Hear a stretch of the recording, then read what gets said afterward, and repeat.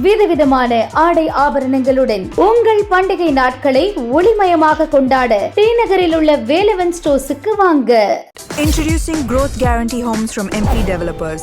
Trust forever.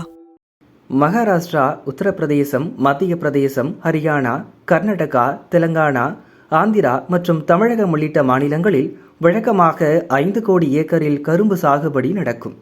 ஆனால் தண்ணீர் பற்றாக்குறை, விலை கட்டுப்படியாகாதது மற்றும் வேலையாள் கூலி அதிகரிப்பு போன்ற காரணங்களால் இந்த ஆண்டு சர்க்கரை சாகுபடி குறைந்துள்ளது.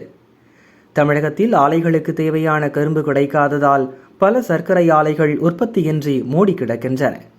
அண்டை மாநிலங்களை எதிர்நோக்கும் நிலைக்கு தமிழகம் தள்ளப்பட்டுள்ளது. ஓணம், விநாயகர் சதுர்த்தி, ஆயுத பூஜை, துர்கா பூஜை, தீபாவளி என அடுத்தடுத்து பண்டிகைகள் வர உள்ளதால் சர்க்கரையின் தேவை அதிகரித்து விலையும் உயர்ந்துள்ளது.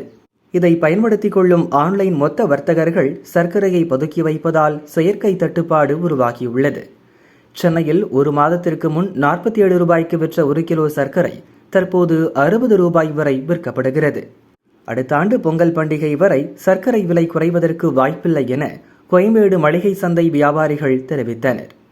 மேலும் சர்க்கரை விலை உயர்வால் கடைகளில் டீ, காஃபி மற்றும் இனிப்பு வகைகளின் விலையும் உயரத் தொடங்கியுள்ளது. இதுகுறித்து தேசிய கூட்டுறவு சர்க்கரை ஆலைகளின் கூட்டமைப்பின் தலைவர் பிரகாஷ் நாய்க் நபரை கூறும்போது, இந்தியாவுக்கு தேவையான சர்க்கரை பிரேசிலிலிருந்து இறக்குமதி செய்யப்படுகிறது. பிரேசிலிலிருந்து சரக்கு கப்பல்கள் இந்தியா வர 40 முதல் 45 நாட்கள் ஆகும். எனவே அக்டோபர் 15ஆம் தேதிக்குள் வரும் அளவை துல்லியமாக மதிப்பிடுவது கடினம். இருப்பினும் பதுக்கல்காரர்கள் மீது மத்திய அரசு எடுத்து வரும் கடும் நடவடிக்கைகளால் விலை குறைய தொடங்கியுள்ளது.